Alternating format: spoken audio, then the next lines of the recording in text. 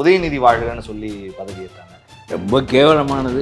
பதவிக்காக பணத்திற்காக காலை நக்கி வாழ்கிற இந்த புத்தி, இது தமிழ் இனத்தின் பெருமையவே குலைக்கிறது. இது என்ன சிந்து சமவெளி நாகரிகம், இது என்ன தமிழ் நாகரிகம் என்று எனக்கு புரியவில்லை. ஆரியன் ராஜாஜி இந்த நாட்டை ஆண்டபோது தமிழர்கள் சுரண்டப்படவில்லை. திராவிடர்கள் ஆளுகிற போது திராவிடர்களை சொல்லுகிறார்கள். நமக்கு எதிரி திராவிடனா ஆரியனா என்ற கேள்வி வருமா வராதா? கலைஞர் டிவிக்கு 200 கோடி வந்ததற்காக தான் கனிமொழி சிறையில் இருந்தார். கலைஞர் டிவிக்கு எப்படி 200 கோடி வரும்? பிறகு காய்கறி கடைக்காரன் கடன் கொடுத்தான் என்று இதை கணக்கு மாற்றினார்கள். ஒரு ஸ்வீகாரபுத்திரனுக்கு மனம் செய்ததினாலே ஜெயலலிதா ஆட்சியை இழந்தார். கருணாநிதி இதுபோல் பல காரியங்களுக்காக ஆட்சியை இழந்து ஒரு ஆள் இருந்தார். 13 ஆண்டுகள் 14 ஆண்டுகள் வனவாசம் இருந்தார் நம்முடைய கருணாநிதி. ஆளும் திறமையும் இல்லை இவர்களுக்கு, சுரண்டல் ஒன்றே மனப்பான்மை. இதில் நல்ல சொல்கிறார். பொம்மை முதல்வர் தான் இப்படி அசையாமல் நடக்கிறார், அசையாமல் பேசுகிறார்.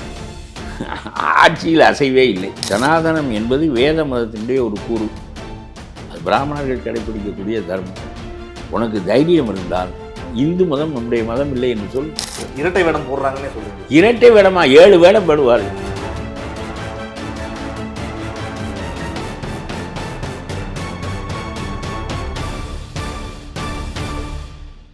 ஜாம்பவான் நேயர்களுக்கு பிரபாகரனின் அன்பு வணக்கம். இன்றைய அரசியல் அரங்கம் நிகழ்ச்சியில் நம்மோடு இணைந்திருக்கக்கூடிய சிறப்பு விருந்தினர் தமிழ்நாடு தனி உரிமை கழகத்தினுடைய தலைவர் பழ கருப்பையா. வணக்கம் ஐயா. சமீபத்தில் நாடாளுமன்றத்தில் பதவியேற்ற பொழுது திமுகவில் இருக்கக்கூடிய பல நாடாளுமன்ற உறுப்பினர்கள் உதயநிதி வாழ்கன்னு சொல்லி பதவியேற்றாங்க. அதை பார்க்குறப்ப உங்களுக்கு எப்படி இருந்தது? அதாவது ரொம்ப கேவலமானது. அதாவது அண்ணாவினுடைய பேரையும் பெரியாருடைய அதுவே தேவையில்லை. இதெல்லாம் இந்த முழக்கம் விடுகின்ற கேவலமான முறையை தமிழர்கள் தான் பாராளுமன்றத்திற்கு அறிமுகப்படுத்துகிறார்கள். இது ஒரு கொத்தடிமை கூட்டம். இது பழைய காலத்தில் அடிமை முறை இருந்தது. ரோமாபுரியில், கிரேக்கத்தில். இவ்வளவு வளர்ச்சி அடைந்த நாட்டில் அடிமை முறை இருக்கலாமா? அரிஸ்டாட்டிலே அடிமை முறையை ஏற்றுக்கொள்ளலாமா என்ற கேள்வியை 2000 ஆண்டுகளாக கேட்கிறார். இவ்வளவு அறிவானவன் எப்படி இதை ஏற்றுக்கொள்கிறான்? அது மாதிரி நான் சொல்லுகிறேன், இந்த அடிமை புத்தி, பதவிக்காக பணத்திற்காக காலை நக்கி வாழ்கிற இந்த புத்தி, இது தமிழ் இனத்தின் பெருமையவே குலைக்கிறது. இது என்ன சிந்து சமவெளி நாகரிகம், இது என்ன தமிழ் நாகரிகம் என்று எனக்கு புரியவில்லை. நான் கேட்கிறேன், கடவுளையே பார்த்து கேள்வி கேட்கலாம் என்பதற்கு ஒரு கதை கற்பித்தான். நக்கீரன் சிவனை பார்த்து கேள்வி கேட்டான். அந்த சிவன் பிழையான ஒன்றை சொல்லுவானா, மனிதன் சரியான ஒன்றை அறிந்து கேட்பானா என்பதெல்லாம் ஒரு பக்கம் இருக்கட்டும், சிவன் வந்தானா என்பதெல்லாம் ஒரு பக்கம் இருக்கட்டும், கடவுளையே எதிர்த்து கேள்வி கேட்க வேண்டும் தவறாக இருந்தால் என்கின்ற முறையை தமிழர்களுக்கு கற்பிப்பதற்காக ஏற்பட்டது தான் நக்கீரனுக்கும் சிவனுக்கும் நடந்த வாதம். நீ சொன்னது தப்பு, நெற்றிக்கண்ணை நீ திறந்தாலும் நீ சொன்னது தப்பு தான் என்று நக்கீரன் சொன்னதற்கு காரணம் அவ்வளவு தன்மான உணர்வோடு வாழ வேண்டும் என்று. சுயமரியாதை இயக்கம் கண்டவர்கள் நக்கி பிழைக்கிறதை வாழ்க்கை முறையாக வைத்திருக்கிறார்கள். சுயமரியாதை இயக்கத்தின் தொடர்ச்சி தான் திராவிடம். மனிதன் தன்மானம் இல்லாமல் இருக்கிறான், பார்ப்பானுக்கு அடிமைப்பட்டு கேவலப்பட்டு சாமி என்று சொல்லிக்கொண்டு அவன் பின்னால் திரிகிறான் என்பதற்காக ஏற்பட்டு. பார்ப்பானை ராஜாஜியை சாமி என்று சொல்லக்கூடாது என்று எனக்கு புரியும். அவன் தர்மத்தின்படி வாழ்ந்தவன், அறத்தின்படி வாழ்ந்தவன். தமிழ்நாடு இன்னும் 500 ஆண்டுகளுக்கு ராஜாஜிக்கும் ஜெய கிருஷ்ணமூர்த்திக்கும் நிகரான அறிஞர்களை பெறவே போவதில்லை. அவ்வளவு சிறந்த அறிஞர்கள் அவர்கள். அவன் ஆண்ட காலத்தில் நான் ஒன்று சொல்லுகிறேன், ஆரியன் ராஜாஜி இந்த நாட்டை ஆண்டபோது தமிழர்கள் சுரண்டப்படவில்லை. திராவிடர்கள் ஆளுகிற போது திராவிடர்களை சொல்லுகிறார்கள். நமக்கு எதிரி திராவிடனா ஆரியனா என்ற கேள்வி வருமா வராதா? நான் நாகரிகப்படி ரெண்டும் தனித்தனி என்று கருதுகின்றவன் தான். ஆரிய நாகரிகம் வேறு, திராவிட நாகரிகம் வேறு என்று கருதுகிறவன். தமிழ் மொழி ஆரிய மொழியால் அதனுடைய மேட்டிமைக்கு உள்ளாகி தாழ்வுறுகிறது என்று கருதுகின்றவன் நான். அது வேறு. ஆனால் திராவிடனை சுரண்டுகிறான், ஆரியன் சுரண்டவில்லையே. படியோக்கியனாக இருந்தானே இந்த ராஜாஜி, முதலமைச்சராக இருந்து கொண்டு தன்னுடைய வேட்டியை தானே துவைத்து கொண்டானே. அவன் மனிதனா, நீ மனிதனா?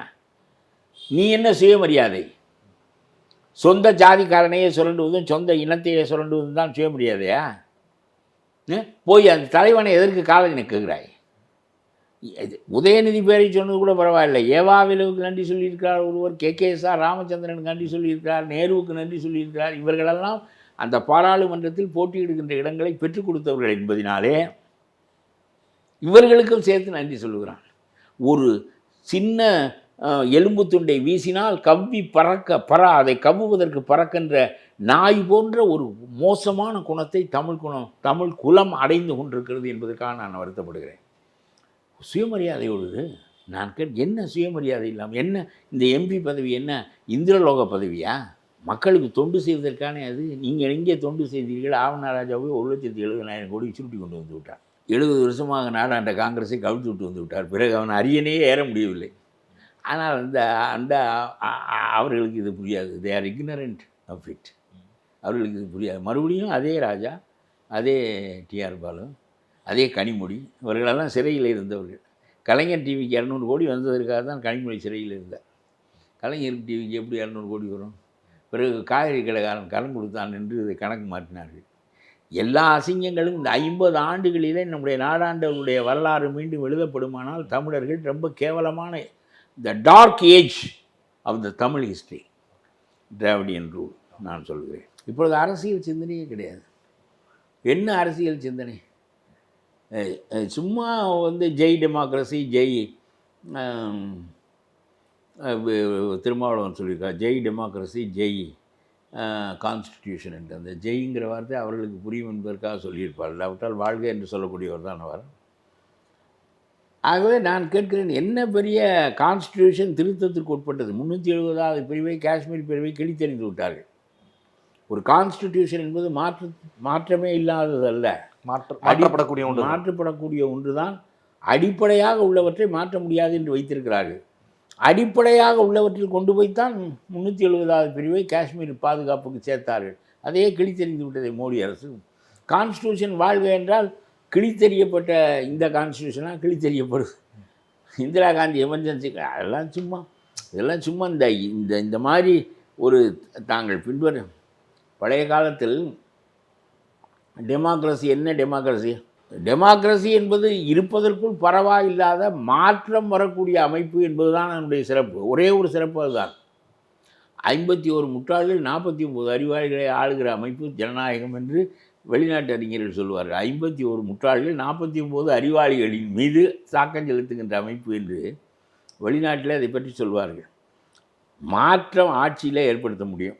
அது ஒன்று தான் ஜனநாயகத்தினுடைய சிறப்பே தவிர எண்ணிக்கை வலிமை சார்ந்தது அது. ஆகவே ஒன்றுக்கு கூட்டம் சேர்ந்து விட்டால் பிறகு எப்படி திமுகவை தோற்கடிப்பது எளிதாக இல்லையோ, புதிதாக அதைவிட சிறந்த வலிமையான சிந்தனை போக்குடைய ஒருவன் திமுகவை ஏன் தோற்கடிக்க முடியவில்லை? கூட்டம் இருக்கிறது, பணம் இருக்கிறது. இந்த ஜனநாயகத்திற்கு அப்பாரட்டஸ் வேண்டும், கருவிகள் வேண்டும். பெரிய கட்சியாக ஆகிவிட்ட ஒருவனை வீழ்த்துவது என்பது எளிதில்லை. இதே மாதிரி நீங்கள் சொல்கிற கூட்டமும் பணபலமும் அதிமுகவுக்கும் இருக்குது, மற்ற கட்சிகளுக்கும் இருக்கிறது. அதிமுகவுக்கும் இருக்கிறது. அதனாலே அது மாறி மாறி ஆட்சிக்கு வருகிறது. திமுகவை விட அதிக முறை ஆண்டார்கள். ஒரு தடவை விழுவார்கள். இது மாதிரி விழுவது என்பது கருணாநிதி ஒரு முறை ஒரே ஒருவர் தான் வெற்றி பெற்றார். ஒரு முறை ஜெயலலிதா 2 இடத்திலும் தோற்றார். 4 இடங்களில் தான் மொத்தமே வெற்றி பெற்றார்கள். அதெல்லாம் நடக்கும். ஒரு ஸ்வீகாரபுத்திரனுக்கு மனம் செய்ததினாலே ஜெயலலிதா ஆட்சியை இழந்தார். கருணாநிதி இதுபோல் பல காரியங்களுக்காக ஆட்சியை இழந்து ஒரு ஆள் இருந்தார். 13 ஆண்டுகள் 14 ஆண்டுகள் வனவாசம் இருந்தார் நம்முடைய கருணாநிதி. ஆட்சியே பிடிக்க முடியுமா வாழ்நாளைக்குள் என்று கருத முடியாத இடத்திலெல்லாம் அவர் எம்ஜிஆர் இருக்கிற வரை ஆட்சியை பிடிக்க முடியல. அதனால இதை ஜனநாயகத்தில் உள்ள ஒரே ஒரு சிறப்பு இந்த மாற்றங்கள் நிகழும் என்பது தான். ஆனால் உடனடியாக மக்களிடம் இதையெல்லாம் சொல்லி கொண்டு போய் சேர்ப்பதற்கு அந்த பெரிய கட்சிகள் முடிவது போல் இப்போ நாங்கள் எத்தனையோ புதிய கருத்துக்கள் சொல்லுகிறோம். இதற்காக 48,000 கோடியை தோற்று இந்த பேருந்துவை நீ நடத்த வேண்டும். இருக்கையோடு வெளியே வந்து விடுகிறான் நடத்துனர் பயணி. எதுக்கு 48? நீங்கள் சுரண்டுகிறீர்கள்.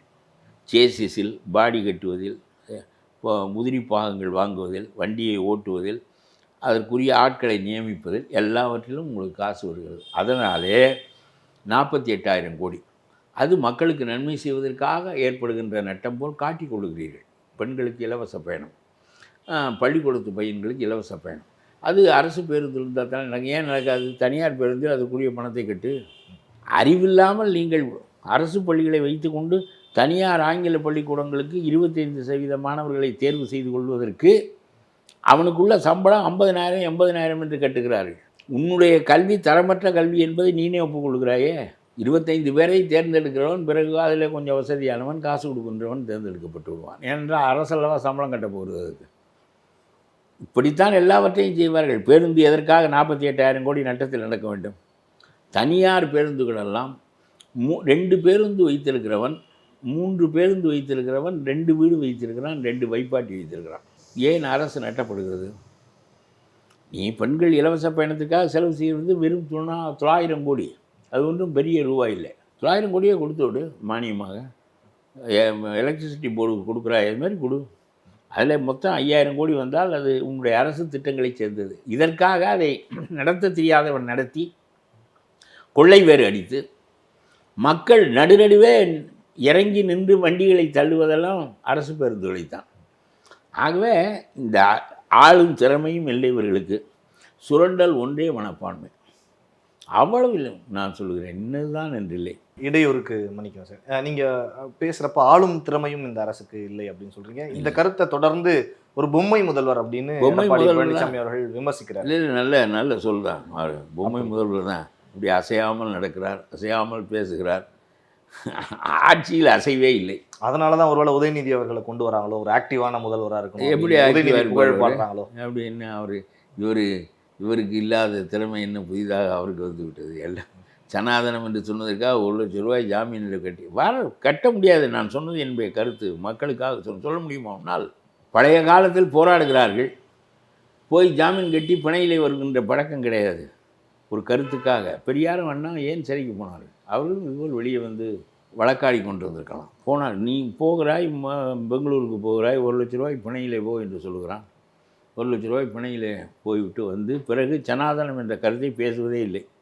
பேசினால் காங்கிரஸ் உன்னை கூட்டணியிலே வைத்துக்கொள்ளாது. வடநாட்டில் இருக்கிறவன் ஓட்டு போட மாட்டான். நீ மக்களிடையே கருத்தை மாற்றுவதற்கு மன வலிமை வேண்டும். ஒரு கருத்து உனக்கு தெரிந்ததினாலே சொல்லிவிட்டு எதிர்ப்பு வருகிறதா நான் விட்டு விடுகிறேன் என்று சொல்வது கொள்கை பிடிப்பல்ல. எதற்கு இந்தியா முழுவதற்கும் பேசுகிறாய்? தமிழ்நாட்டுக்கு மட்டும் பேச வேண்டியதானே?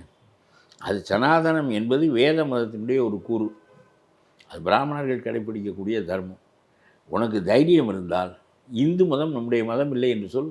உனக்கு அவ்வளவு ஆற்றல் இருந்தால், உனக்கு அவ்வளவு புரிதல் தன்மை இருந்தால் சொல்லு, இந்து மதம் நம்முடைய மதம் இல்லை. 100 ஆண்டுகளுக்கு முந்தைய வள்ளலாருக்கு இந்து என்ற சொல் தெரியாது. ஆகவே அது இந்து மதம் என்பது சுதந்திர போராட்ட காலத்தில் நம்ம எல்லாரையும் ஒன்றாக்கி திரட்டுவதற்காக, ஒரு கலவையாக, ஒரு அவியலாக ஆக்குவதற்காக பல வகையான காய்கறிகளை போட்டு மலையாள அவியல் செய்வது போல பல மதத்தைச் சேர்ந்தவர்களையெல்லாம் ஒன்றாக ஆக்கி ஒரு அவியலாக இந்து மதமாக ஆக்குவதற்கு திலகர் முயன்றார். விவேகானந்தர் இந்த எடுப்பை எடுத்தார். அன்னிபெசன்ட் செய்தார். எல்லாருமாக சேர்ந்து பழக்கி விட்டார்கள். ஏதோ முஸ்லீம் மட்டும்தான் வேறானவன் என்பது போல, இந்தியாவில் மற்றவர்களெல்லாம் ஒன்றானவர்கள் என்பது போல ஒரு கருத்து ஏற்படுத்தப்பட்டது. அதை சொல். நீ இந்து மதம் என்பது எங்களுடைய மதம் இல்லை என்று சொல்வதற்கு உன்னுடைய பகுத்தறிவு கொள்கையை இடிக்கிறதாகும். நீ பெரிய பகுத்தறிவாளனாகும். உங்களுடைய வீட்டில் அத்தனை பேரும் கோயிலாக படையெடுக்கிறார்கள். பெரியாருடைய மனைவி நாகம்மை ஒரு பக்கம் கோயிலுக்கு போய் கொண்டு பெரியார் ஒரு பக்கம் நாசிக கருத்தை பேசியிருந்தால் எடுபட்டே இருக்காது. அண்ணா வீட்டில் அது நடந்திருந்தால் எடுபட்டே இருக்காது. இதெல்லாம் அவர்களுடைய உரிமையை நாங்கள் அனுமதிக்கிறோம் என்று சொல்கிறார்கள். உரிமையை மறுக்க வேண்டாம். அவர்களுடைய கருத்து அவர்களுடைய கருத்தாக இருப்பது என்பது சிறந்தது தான். ஒவ்வொரு உயிரும் தனி உயிர். கடவுளை மறுப்பது ஏற்பது எதுவாக இருந்தாலும் அவருடைய சொந்த விருப்பப்படி நடக்க வேண்டியதுதான். அதில் ஒன்றும் மறுப்பில்லை. ஆனால் அவருடைய கொள்கைகள் வீட்டிலே நான் சொல்லுகிறேன். திருவிடைமருதூரிலே போய் ஸ்டாலினுக்கு ஆயுஷ் ஹோமம் செய்கிறார் நம்முடைய ஸ்டாலினுடைய மனைவி அவர்கள். ஆயுஷ் ஹோமம் செய்தார்கள். பிராமணர்கள் தான் செய்தார்கள். வேதம் முழங்கித்தான் செய்தார்கள். அதற்கு மட்டும் தமிழ் கிடையாது. அதற்கு மட்டும் பார்ப்பனன் வேண்டும். அதற்கு மட்டும் சமஸ்கிருதத்தில் உள்ள முழக்கங்கள் தான் செய்தார்களே. இவையெல்லாம் செய்தித்தாளிலே வந்தனவே. திருவிடைமருதூரில் ஸ்டாலினுக்கு ஏதோ ஒரு குறிப்பிட்ட ஆண்டில் போய் ஆயுள் வளர்வதற்காக, அது அவர்களுடைய நம்பிக்கை என்று வைத்துக் கொள்ளுங்கள். நீங்கள் என்ன சொல்லியிருக்க வேண்டும்? ஐயர் செய்ய வேண்டாம், பூசாரி செய்யட்டும், வேளார் செய்யட்டும், தமிழில் செய்யட்டும்.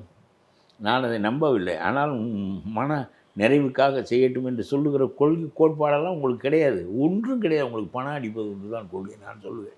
இரட்டை வேடம் போடுறாங்கன்னே சொல்கிறீங்க. இரட்டை வேடமா? 7 வேடம் போடுவார்கள். ஒரு நேரத்துக்கு ஒரு வேடம் போடுவார்கள். ஒரு வேடமாக மொத்தமே 2 வேடம் தான் நினைக்காதீர்கள். ஒரு நேரத்துக்கு ஒரு வேடம் போடுவார்கள். அரசியல் என்பது அந்த குடும்பம் பெரிய சாம்ராஜ்யமாக இன்றைக்கு கார்ப்பரேட் கம்பெனியாக வளர்ந்து விட்டது. சன் டிவியினுடைய அந்த வளர்ச்சி நீங்கள் நினைத்து பார்க்க முடியாத வளர்ச்சி. அதற்காகத்தான் கருணாநிதி டிவியெல்லாம் கொடுத்தார். சன் டிவியினுடைய நெட்வொர்க்கை வளர்ப்பதற்கு, பார்ப்பதற்கு ஆள் வேண்டும். பிறகு சன் டிவி அந்த என்ன பாக்ஸு, செட்டாப் பாக்ஸ், அது அவர்களிடம் மட்டும்தான் இருந்தது ஒரு காலத்தில். ஆக டிவியை நாம் இலவசமாக கொடுத்து விட்டால் 100 ரூபாய் கட்டி அவன் படம் பார்த்து கொள்ளட்டும், சன் டிவியும் வளரட்டும், உன்னுடைய கட்சியும் வளர, கருத்து வளர்ச்சி ஏற்படட்டும். அது ஏழைகள் தோறும் எல்லா வீட்டுக்கும் டிவி ஏழைகளுக்கு அவர்கள் கொடுத்ததே, ஏழைகளும் ஒரு 100 ரூபாய், அது வெறும் டிவியை பார்க்க மாட்டார்கள். 100 ரூபாய் கட்டி set top box, Sun TV set top box அவனிடம் தான் இருந்தது அப்பொழுது. உண்மையிலேயே இதுக்கு முன்னாடி இந்த அரசியல் இருந்தது. 96 கருணாநிதியை தோற்கடித்து இந்த ஆவண்ணா ராஜாவினுடைய 1,70,70,000 கோடி ஊழலும், கருணாநிதி தொலைக்காட்சி இலவசமாக கொடுத்ததும் பெரிய அளவுக்கு பேசப்பட்டது. நான் இந்த தேர்தலில் வென்றேன், அப்பொழுதுதான் துறைமுகத்தில் வென்றேன். அதனால் நானும் இதை பேசியிருக்கிறேன். அதனால் நான் சொல்லுகிறேன், அதெல்லாம் ஒன்றும் கிடையாது. அவர்களுக்கு கொள்ளையடிப்பது இதுதான் கொள்கை. திராவிட மாடல் அரசு என்பது இதுதான். இதை பணத்தை வைத்துக்கொண்டு, ஜாதியை வைத்துக்கொண்டு மறுபடியும் ஒரு கூட்டம் வைத்துக்கொள்ள வேண்டும். அப்பாரட்டஸ், உங்களுக்கு ஒரு கருவி வேண்டும். இது மூன்றையும் வைத்துக்கொண்டு வெற்றி பெற முடியும், ஆட்சிக்கு வர முடியும் என்று அவர்கள் நம்புகிறார்கள். அது அப்படியே வருகிறார்கள். இந்த விக்கிரவாண்டியில் தேர்தல் வருகிறது. ஈரோட்டில், திருமங்கலத்தில் திமுக எப்படி தேர்தல்களை கையாண்டது, திருமங்கலம் ஃபார்முலா என்றே ஒரு ஃபார்முலா கொண்டு வந்தார்கள். அயோக்கியத்தனம் முழுவதையும் அரசியலிலே செய்வது, பணத்தை வைத்து செய்வது என்பது அவர்களுடைய கொள்கை. இளங்கோவனை கொண்டு வருவதற்கு 200 கோடி ரூபாய் செலவழித்தார்கள். அது மட்டுமல்ல, மாற்றுக் கட்சிக்காரனுடைய பேச்சை கூட கேட்கக்கூடாது, அவனை ஆளை கூட பார்க்கக்கூடாது என்பதற்காக அந்த ஊருக்கு எதிர்க்கட்சி தலைவர் எடப்பாடி வருகிறார் என்றால், அன்றைக்கு அந்த மக்களையெல்லாம் திரட்டி கொண்டு வந்து ஒரு கொட்டகைக்குள், ஆடு மாடுகளை பட்டிகளுக்குள் அடைப்பது போல ஒரு குறிப்பிட்ட இடத்திற்குள், சுற்றுச்சுவருக்குள் அடைத்து வைத்து விடுவார்கள். அவர்கள் எல்லோருக்கும் பணம் கொடுக்க வேண்டும், இல்லாவிட்டால் அடைவிடுவதற்கு அவர்கள் சம்மதிக்க மாட்டார்கள். ஒரு ஆளுக்கு 500 ரூபாய், 3 வேளை சாப்பாடு, தொலைக்காட்சி பார்த்து கொண்டு சாயந்தரம் வரையில், ராத்திரி வரையிலும் இருந்து விட்டு போகலாம். அதன் மூலம் மாற்றுக் கட்சிகளை வெறுமையாக்குவது, அவர்களுக்கு அச்சத்தை ஊட்டுவது என்கின்ற முறையில் இவ்வளவையெல்லாம் செய்ய வேண்டும் என்று சொன்னால் எவ்வளவு பணம் இருந்தால் இதெல்லாம் செய்ய முடியும். ஒரு ஈரோடு ஃபார்முலா புதுசாக, இது ஈரோடு ஃபார்முலா, அது திருமங்கலம் ஃபார்முலா, இப்போ ஈரோடு ஃபார்முலா. அவர்கள் again they will create a Vikravandi formula. இது தேர்தல் முடிந்த பிறகு உங்களுக்கு தெரிய வரும். அதனாலே ரொம்ப நம்முடைய கட்சிகளும் அப்படித்தான் இருக்கின்றன. தமிழ்நாடு தன்னுரிமை கழகம் சார்பாக நீங்கள் ஒரு போராட்டத்தை அறிவித்து, ஆமாம், இப்பொழுது திங்கட்கிழமை 1ஆம் தேதி, ஜூலை 1ஆம் தேதி என்ன நோக்கமாக இந்த கள்ளச்சாராய பெருக்கத்தை, கள்ளச்சாராயம், நல்ல சாராயம், எல்லா சாராயத்தையும் ஒழிப்பதற்காக அந்த போராட்டம் இங்கே அறிவித்திருக்கோம் எங்களுடைய கட்சியின் சார்பாக. அது நம்முடைய எழும்பூர் ராஜரத்னம் விளையாட்டு அரங்கத்திற்கு பக்கத்தில் திங்கட்கிழமை காலை 11 மணிக்கு ஜூலை 1ஆம் தேதி அதை நடத்த திட்டமிட்டிருக்கிறோம். எங்களோடு ஒரு தனியார் ஒரு சிந்தனையாளர் அமைப்பு என்று உண்டு, அவர்களும் வருகிறேன் என்று சொன்னால் யார் வேண்டுமானாலும் வாருங்கள், நாங்கள் எல்லோரையும் அவ்வளோ பேர் வந்தாலும் திரட்டி கொண்டு நாங்கள் நடத்துகிறோம். தனி கட்சிக்காக உள்ள நாட்டுக்காக உள்ள நன்மை என்று சொல்லி அவர்களிடம் சொல்லியிருக்கிறோம். பாலசுப்ரமணியம் என்று அதனுடைய அவர் வருகிறேன் என்று சொல்லியிருக்கிறார்.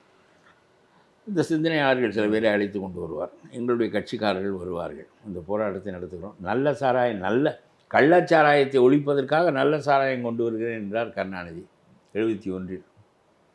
ஏனென்றால் அவர் சொன்னார், ஒரு கற்பூரம் போல அது நடுவில் இருக்கிறது, சுற்றி தீவளையம் இருக்கிறது. இந்தியா முழுவதும் சாராயம் பெருக்கெடுத்து ஓடுகின்ற போது நாம் மட்டும் எப்படி சாராயம் இல்லாத நாடாக இதை வைத்துக்கொள்ள முடியும் என்று அவர் சொன்னார். இதெல்லாம் ஒரு அருமை நல்ல பேச்சே கிடையாது. அவரவருக்கு எல்லை இருக்கிறது, நீ தனியாக உனக்கு எல்லை கோடு இருக்கிறது, வருவாய் இருக்கிறது, தனி காவல் நிலையம் இருக்கிறது. இவன் என்ன தினமும் போய் ஆந்திராவில் பிடித்து போகிறான்? அதெல்லாம் நடக்கக்கூடிய காரியம் இல்லை. அப்படி போகின்றவன் அங்கங்கே செய்வான், அது ரொம்ப சிறுபான்மை. இதெல்லாம் சொன்னார். அரசாங்கத்திற்கு வருமானம் வேண்டும் என்று செய்தார்கள். நான் சொல்லுகிறேன், இப்போ 48,000 கோடி வருமானம் வருகிறது இந்த அரசுக்கு. இது முன்வாசல் வழியாக வருகிற வருமானம். இவர்களுக்கு பின்வாசல் வழியாக வருகிற வருமானமும் உண்டு. மதுவை உற்பத்தி செய்கின்றவர்கள் பின்வாசல் வழியாக கொடுக்கின்ற வருமானமும் உண்டு. முன்வாசல் வருமானம் என்பது அரசு கருவூலத்துக்கு போகிறது 48,000 கோடி. பின்வாசல் வருமானம் ஜெகத் ரட்சகன், டிஆர் பாலு, சசிகலா, இவர்களெல்லாம் சாராய உற்பத்தியாளர்கள் தான். 10 பேர், இந்த கட்சியில் 5 பேர், அந்த கட்சியில் 5 பேர், இவர்களெல்லாம் கொடுக்குறார்கள். அந்த பணம் இவர்களுக்கு வருகிறது. நல்ல பணமே கிடையாது. அதாவது பரிசு சீட்டை அடித்து விட்டு பரிசு கொடுக்காமலேயே பரிசு சீட்டை விற்று வாழ்க்கை நடத்துகின்ற ஒருவர் அஸ்ஸாமிலும் நேபாளத்திலும் பிற இடங்களிலும் மலைவாழ் மக்களிடையே அவருடைய அறியாமையை பயன்படுத்தி லாட்டரி சீட்டு, பரிசு சீட்டு விற்று வாழ்க்கை நடத்துகிற நம்முடைய மார்ட்டினிடம் 500 கோடி ரூபாய் திமுக வாங்குகிறது, 1200 கோடி ரூபாய் பாரதிய ஜனதா கட்சி வாங்குகிறது. நான் கேட்க எதற்காக என்று கேட்கிறேன். டாட்டாவிடம் வாங்குங்கள், வழக்கமாக எல்லா கட்சிகளும் அப்படித்தான் வாங்குவார்கள். கார்ப்பரேட் நிறுவனங்களிடம் வாங்குவார்கள். அதானியிடம் உங்களுக்கு நீங்கள் வாங்கினீர்கள். ஒரு தப்பான தொழில் செய்கின்ற ஒருவர் அந்த தப்பான தொழிலை அதனுடைய பேரரசை விரிவு செய்வதற்காக ஆட்சியில் உள்ளவர்களுக்கு மட்டும் கொடுக்குறார். மாநில அரசுக்கும் கொடுக்குறார். மாநில அரசுக்கு 500 கோடி ஒரு தனி மனிதன் கொடுக்க வேண்டும் என்றால் அவன் அடிக்கின்ற பணம் 1200 கோடி மைய அரசு கொடுக்கும். 1700 கோடி லஞ்சமாக கொடுக்க வேண்டும் என்று சொன்னால் அவர் ஒரு 10,000 கோடி அடிக்க வேண்டும். அப்பொழுதுதான் அவர் ஒரு 5ல் 1 பங்கு கொடுப்பார். இந்த 2 திருட்டுத்தனமாக 2 பேருக்கும் தான் கொடுத்துருக்கிறார். வேறு யாருக்கும் கொடுத்தா வெளிப்படையாக இந்த செய்தி வெளிவந்தது. ஆகவே ஒரு ஒழுக்கமும் இல்லாத நாடு இதில் விக்கிரவாண்டி இடைத்தேர்தல். ஆக பணமும் ஜாதியும் மற்றவையும் கோலோச்சுகின்றன. அது ஒன்று புரியவில்லை. நீங்கள் பல தலைவர்களை திராவிட முன்னேற்ற கழகத்தை அண்ணா தொடங்கிய அண்ணாவை பார்த்தா பல கொள்கைகளை பார்த்தவர்கள் இன்னைக்கு உதயநிதி ஸ்டாலினிடம் வந்து நிற்கிறது. எப்படி இருக்கிறது இந்த பேரை கேட்குறப்ப உங்களுக்கு? அண்ணாவிலிருந்து இந்த உதயநிதி வந்து நிற்கிறது. இது ஏன் நடக்க முடிகிறது என்று சிந்தித்தால் மணி பவர் ஆகிவிட்டது. 67இல் அண்ணா வந்தார். அதுவரையிலும் அந்த கட்சி யாரெல்லாம் முனைந்து வேலை செய்தார்களோ அவர்களெல்லாம் மந்திரிகளானார்கள். ஜாதி வாரியாக இல்லை. நெடுஞ்செழியன், மதியழகன், கருணாநிதி இவர்களெல்லாம் அண்ணாவினுடைய ஆட்சியில் பெரும்பான்மை சிறுபான்மை சமூகங்களைச் சேர்ந்தவர்களே பெருவாரியாக மந்திரியாக இருந்திருக்கார்கள். நாம் தேடி பிடித்து வன்னியர்களுக்கு, முஸ்லீம்களுக்கு, மற்றவர்களுக்கு இடம் கொடுக்க வேண்டியது இருந்தது தவிர அவர்களுக்கு அந்தந்த பகுதியிலிருந்து வருவார்கள், அவர்களுக்கு கொடுக்க வேண்டியது தவிர வலிமையான துறைகளெல்லாம் நெடுஞ்செழியன் என்ன பெரும்பான்மை சாதியா, மதியழகன் பெரும்பான்மை சாதியா, கருணாநிதி பெரும்பான்மை சாதியா, அண்ணா பெரும்பான்மை சாதியா, எவன் கொள்கையாளனோ, எவன் முனைந்து நிற்கின்றவனோ, எவன் பொது வாழ்க்கையின் மீது அர்ப்பணிப்பு மனப்பான்மை கொண்டவனோ அவனெல்லாம் வருவான். இங்கே இப்பொழுது அப்படியெல்லாம் கிடையாது. எப்படி ஸ்டாலின் ஒரு ரொம்ப சிறுபான்மை சமூகத்திலிருந்து இந்த இடத்துல இருக்க முடிகிறது? இந்த அமைப்பு பணம் சார்ந்ததாக ஆகிவிட்டது. கருணாநிதி பெரும் பணத்தை கொடுத்து கட்சி அமைப்பை கொடுத்து விட்டு போயிருக்கு. அதற்கு முன்னாலேயே பழக்கி விடுவார்கள். துறைமுருகனுக்கு என்ன தோன்றும்? நாம் ஏன் முதலமைச்சராக வரக்கூடாது என்று தோன்றாது. சரி, நம்ம 50 ஆண்டுகளாக இந்த இடத்துல இருக்கிறோம், நமக்கு மாறாமல் தருகிறார்கள். நாம் காட்பாடிக்கு நம்ம தான் ஜமீன்தார். சரி, டிஆர் பாலுவுக்கு 4 கப்பல் இருக்கிறது, இன்னும் 2 கப்பல் வாங்கிக்கொள்வோம். இதுதான் சிந்தனை. அதனாலே எந்த கட்சியில் உட்கட்சி ஜனநாயகம் இல்லையோ, இது திமுகவினுடைய கேவலத்தை வெளிப்படுத்துவதற்கு ஒரு சான்று சொல்லுகிறேன், இதோடு முடித்து கொள்ளுங்கள். வேலையாட்களுக்கு, பாட்டாளிகளுக்கு, தொழிலாளிகளுக்கு 12 மணி நேர வேலையை நீ அனுமதித்தால் தான் நான் கொரிய நிறுவனமாகிய நான் ஒரு செருப்பு கம்பெனி நான் வருவேன் தமிழ்நாட்டுக்கு என்று அவன் சொன்னான். கொரிய நிறுவனம் வருவதில் இவருக்கு கவர்ச்சி இருந்தது. அவன் ஒரு 2000-4000 கோடி முதலீடு செய்வான். அப்படியானால் 12 மணி நேரம் வேலை திட்டத்தை ஆக்கிடுவேன் என்றால் அவன் எனக்கு 12 மணி நேரம் வேலை செய்ய வேண்டிய தொழிலாளி, உன் சட்டம் 8 மணி நேரம் தான் இருக்கிறது, நான் வர முடியாது என்று சொல்லிவிட்டான். உடனே சட்டசபையை கூட்டினார். 12 மணி நேரம் வேலை திட்டம் என்று அறிவித்தார். 139 பேரும் கை தூக்கினான். திமுகவில் இருக்குது 139 கூட்டணி கட்சியெல்லாம் தூக்கினாலும் அந்த மானம் கட்ட போக்கு ஒரு பக்கம், அப்புறம் பேசுவோம். அப்புறம் இதுக்கு ஒரு சலசலப்பு கிளம்பி விட்டது. எந்த மனிதனும் 12 மணி நேரம் வேலை செய்ய முடியாது. 3 பங்காக வாழ்க்கையை பிரித்து கொள்ள வேண்டும். 8 மணி நேரம் உழைப்பதற்கு, 8 மணி நேரம் நம்முடைய உறங்குவதற்கு, 8 மணி நேரம் நம்முடைய தனி வாழ்வை மேம்படுத்தி கொள்வதற்கு.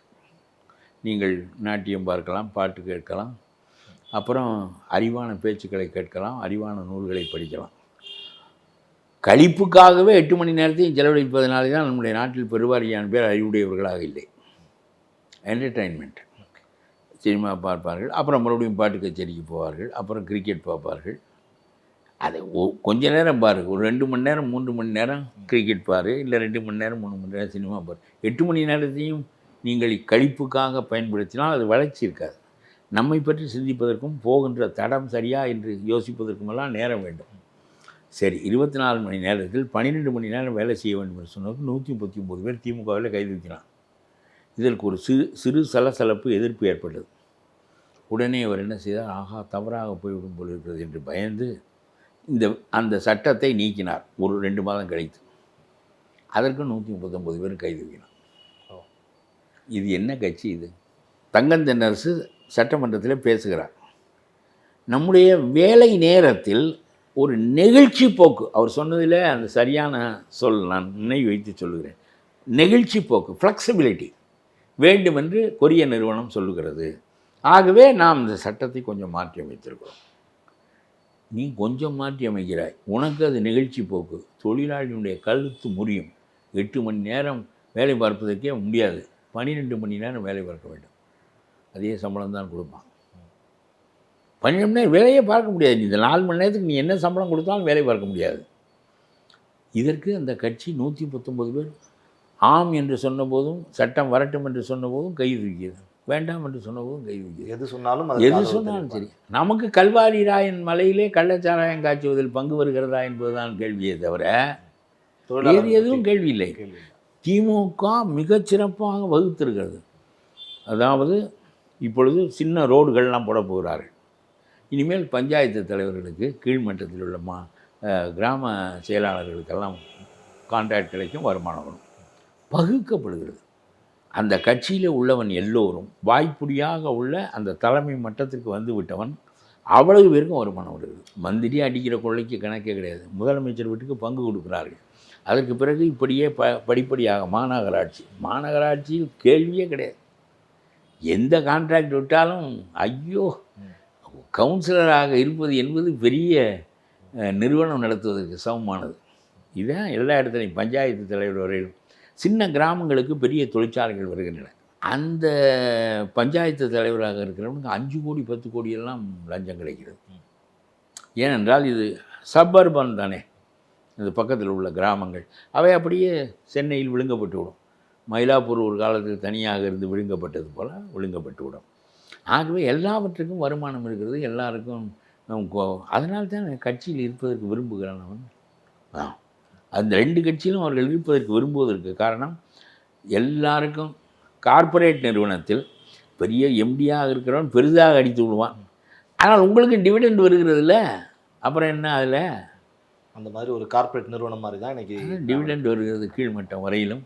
ஆகவே இவர்களை, இந்த போக்குடையவர்களை அகற்றிவிட்டு லீகான் மாதிரி ஒரு தலைவனை கடவுள் நமக்காக கடவுளாக தந்தால் ஒழிய எனக்கு கிடைக்கும் என்று எனக்கு தோன்றவில்லை. எனக்கு தெரிய மிகச்சிறந்த ஆட்சியாக ராஜாஜி ஆட்சி, காமராஜர் ஆட்சியெல்லாம் இருந்திருக்கிறது. ஆனால் நிகரற்ற ஆட்சி லீக்வான் ஆட்சி தான். தமிழனுக்கும் சம உரிமை. தமிழ் மொழி எங்கே ஆட்சி மொழி, சீன மொழி ஆட்சி மொழி, மலாய் மொழி ஆட்சி மொழி. எவன் வேண்டுமானாலும் இந்த நாட்டின் குடியரசுத் தலைவராக வரலாம். ஒரு அடுக்குமாடி கட்டடத்தில் அரசு கட்டி கொடுப்பதில் சீனன், மலாய்க்காரன், தமிழன் எல்லாரும் அந்த அடுக்குமாடி கட்டடத்தில் இருக்க வேண்டும். வெறும் சீனனாக மட்டும் அந்த அடுக்குமாடி கட்டடத்தில் இருக்க முடியாது. இவ்வளவுதெல்லாமா ஒரு தலைவனுக்கு சிந்திக்க தெரியும். ஐ சல்யூட் லீக்வான். நிறைய விஷயங்கள் சார், நம்ம அரசியல் தொடங்கி உலக அரசியல் வரைக்கும் நிறைய தகவல்களை எங்களோடு இந்த இளைய தலைமுறைக்கு பகிர்ந்து கொண்டீர்கள். உங்களுக்கு ஜாம்பவான் நேயர்கள் சார்பாகவும் இந்த பிரபாகரன் சார்பாகவும் மனமார்ந்த நன்றிகள் சார். நன்றி.